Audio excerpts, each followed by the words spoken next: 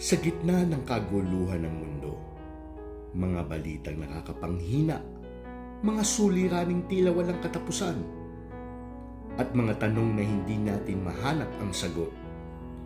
Madaling makalimutan na may Diyos na patuloy na kumikilos sa katahimikan. Ngunit ngayong panahon ng Kwaresma, tayo ay inaanyayahang huminto, huminga, makinig. Dahil sa bawat pintig ng ating puso, may isang paanyaya, anak, nandito ako, bumalik ka sa akin. Huwag kang mangamba, a Sunday Lenten Reflection. Huwag kang mangamba, di ka nag-isa. Sasamahan kita saan man magpunta.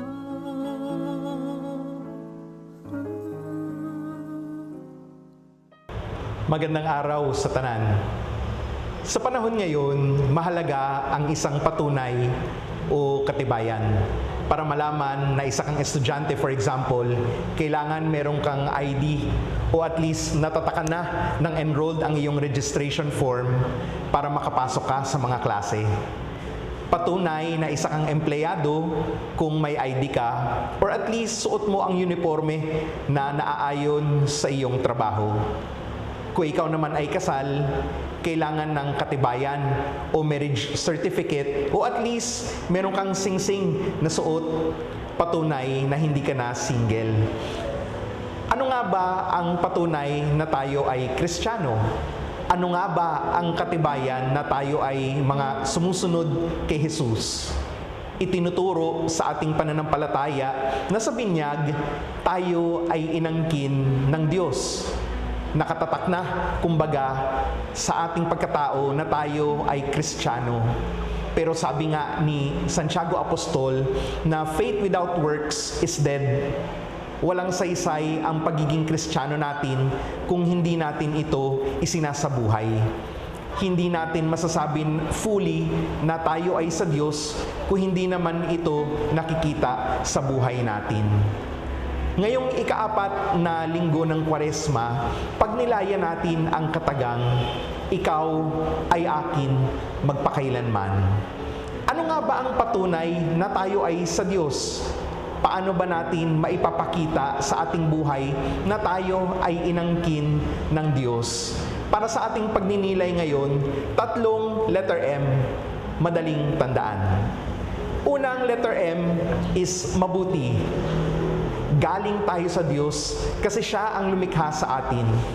At lahat ng nilikha ng Diyos ayon sa banal na kasulatan ay mabuti.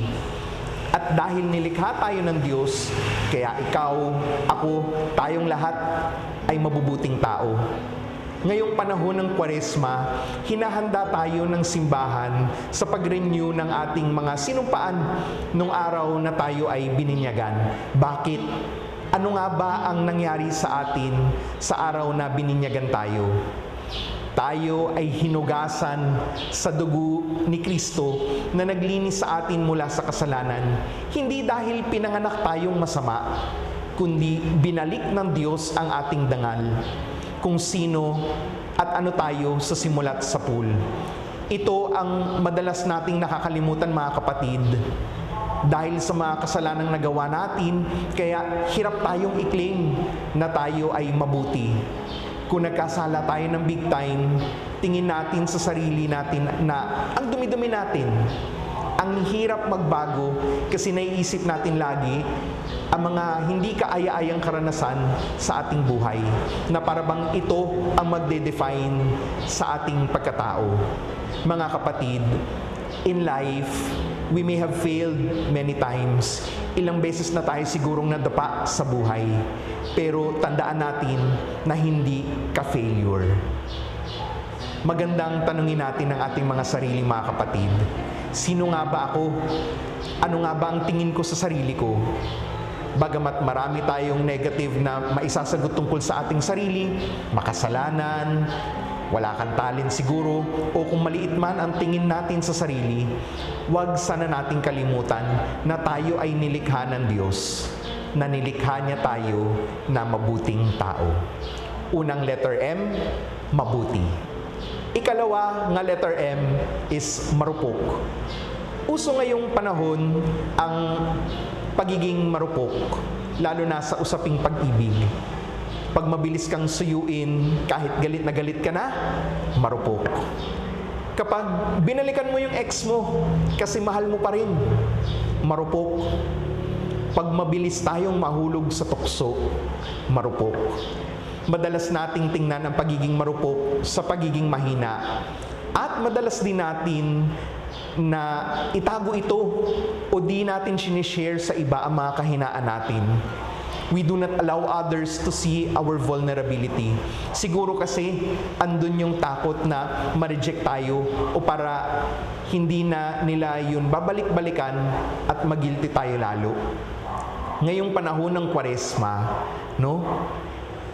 Itinuturo sa atin ng mabuting balita na or we are invited, no, to be vulnerable before the Lord.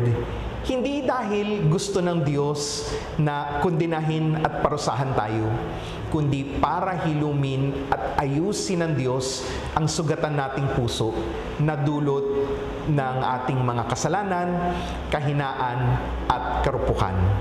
Suriin natin ang ating mga sarili. Kumusta ba ang aking puso? Kumusta ang aking buhay pag-ibig sa Diyos? Am I open enough to tell Him my sins and my weaknesses?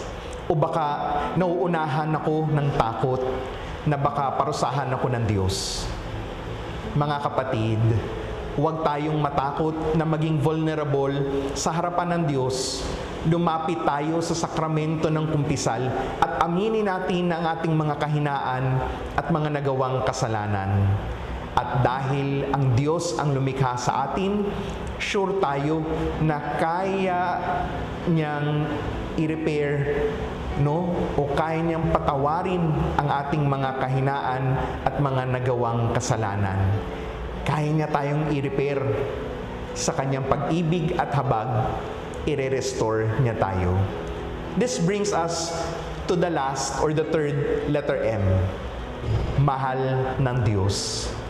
Sinabi ni San Pablo sa kanyang sulat sa mga taga-Roma na walang makapaghihiwalay sa atin sa pag-ibig ng Diyos. Paghihirap man o kapighatian o kahit na ang kamatayan, walang makapaghihiwalay sa atin sa pag-ibig ng Diyos. At pinahayag ito ni Jesus sa pamamagitan ng kanyang pagkamatay sa krus at muling pagkabuhay.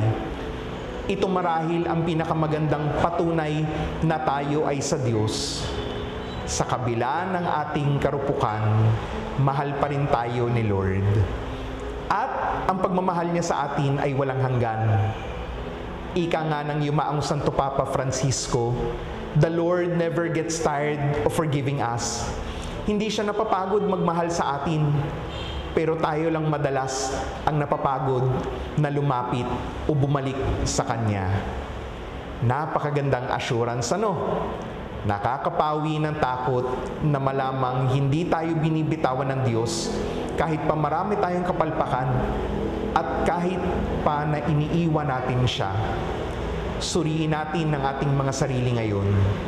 Sa panahon or sa paanong paraan kaya, no? Sa paanong paraan o pagkakataon ko nararamdaman ang pag-ibig ng Diyos sa aking buhay.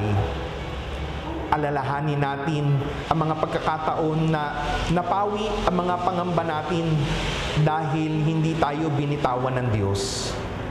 Magandang paghugutan natin ito ng lakas ng loob na magpadayon tayo sa ating paglalakbay bilang mga disipulo ni Kristo. Madapa man tayo o madalas lumayo sa Kanya gawa ng ating pagkakasala, ipanalangin natin na sana maramdaman natin lagi ang Kanyang dakilang pag-ibig, na wag sana tayong bitawan ng Diyos para makita natin lagi na sa lahat ng bagay, maganda man o hindi, sa kasiyahan man o sa kalungkutan, sa hirap at sa ginhawa, nililigtas tayo ni Jesus. Ano ang patunay na tayo ay sa Diyos? Na tayo ay inangkin ng Diyos? 3 letter M, madaling tandaan. Mabuti, marupok, pero sa kanunay, mahal ng Diyos. Huwag nating kalimutan na there is always goodness in our hearts kasi nilikha tayo ng Diyos na mabuti. Oo, marupok. Nagkakasala din tayo gawa ng ating mga kahinaan. Pero sa kabila ng lahat, mahal pa rin tayo ng Diyos. At sa lahat ng oras, inililigtas niya tayo. Amen. Maraming salamat sa inyong pakikinig sa ating lingguhang pagdinilay ngayong panahon ng Kwaresma. At baunin ninyo ang pagpapala ng Diyos. Ako nga pala si Father Braindel Cabanyog mula dito sa Bishop's Residence sa Diocese of Maasin. God bless ug amping kanunay.